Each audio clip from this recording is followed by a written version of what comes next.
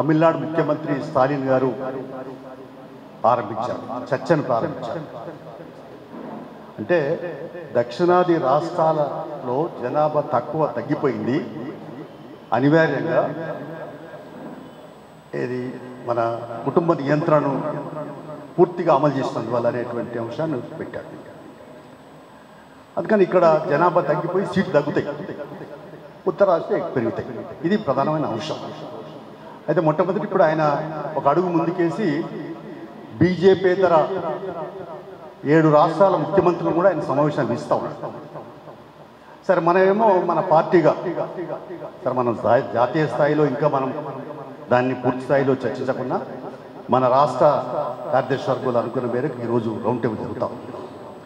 ఇప్పుడు మనం అర్థం చేసుకోవాలంటే ఈ దేశం దీని భవిష్యత్తు ఎటువైపు, దీని ప్రయాణం ఎటువైపు అనేది పెద్ద చర్చనీయాంశంగా ఉండదు. ఎందుకంటే మనదేమో మన భారతదేశానికి స్వతంత్రం రాకముందు 550 సంస్థానాలు పైబడి, ఇప్పుడేమో 29 రాష్ట్రాలు పాలిత రాష్ట్రాలుగా ఉన్నాయి. ఇప్పుడు ఇక్కడ జరుగుతున్న పరిణామం చూస్తే విభిన్న మతాలు, సంస్కృతులు, సాంప్రదాయాలు, భావాలు, ప్రాంతాలు, భాషలు అన్నీ ఉన్నటువంటి ఈ దేశం. భిన్నత్వం ఏకత్వం అని డాక్టర్ బిఆర్ అంబేద్కర్ గారు రచించిన రాజ్యాంగంలో సెక్యులరిజం, లౌకిక వ్యవస్థ భిన్న విషయం, లౌకిక వ్యవస్థ పెద్ద భిన్న విషయం.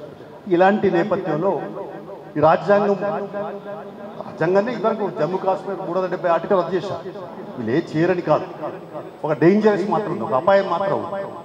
అంటే భారత కమ్యూనిస్ట్ పార్టీగా దేశ స్వాతంత్ర పోరాటంలో ప్రధాన పాత్ర వహించి అనేక త్యాగాలు చేసి, అలాగే అనేక రాష్ట్రాలు కూడా మరి ప్రజా హక్కుల కొరకు పోరాడేటువంటి స్థాయిలో పోరాటాలు అవి నిర్వహించినటువంటి పార్టీగా ఇప్పుడు కూడా ఈ దేశంలో ఉన్నటువంటి సామాజిక ఆర్థిక స్థితిగతులు, విభిన్న భాషలు, సంస్కృతులు, రాష్ట్రాలకు సంబంధించినటువంటివి కూడా ఆలోచించి నారాయణ గారు మాట్లాడుతూ చెప్పాడు, ఒకవేళ మనం ఆ ఉత్తరాది రాష్ట్రాలకు పోయి మనం ఏమని చెప్తాం, అక్కడ ఈ దీనికి సంబంధించి చెప్తే అక్కడ ఏమని జవాబు ఇవ్వాలి, ఇలాంటివన్నీ కొన్ని ఉన్నాయి, చర్చించుకోవాలి, ఇంకా సుదీర్ఘంగా చర్చించుకోవాలి. ఇది ఆరంభమే. వాటి ఆరంభంలో అనేక అంశాలు మనకు ప్రస్థానికి వస్తాయి, చర్చకు వస్తాయి. వీటిని మనం ఇంకింత ఎక్స్పర్ట్స్, ఇప్పుడు ఉన్నటువంటి ఎక్స్పర్ట్స్ వాళ్ళకు ఉన్నటువంటి అనుభవాలు వాళ్ళు తెలియపరిచారు. మనం ఇంకింత మరింత ఈ చర్చ ఆరంభమే కాబట్టి దీన్ని మరింత లోతుగా, విశ్లేషణాత్మకంగా, వివరణాత్మకంగా ఈ రాజ్యాంగంలోకి మనం ఏ రకమైన పద్ధతులలో గైడెన్స్ ఇవ్వాలి, దేశవ్యాప్తంగా ఈ save country, save constitution, save democracy అనే నినాదాలతో పోవాలనేది కొంచెం ఆచరించి అడుగులేస్తే బాగుంటుందని చెప్పి అభిప్రాయపడుతూ సెలవు.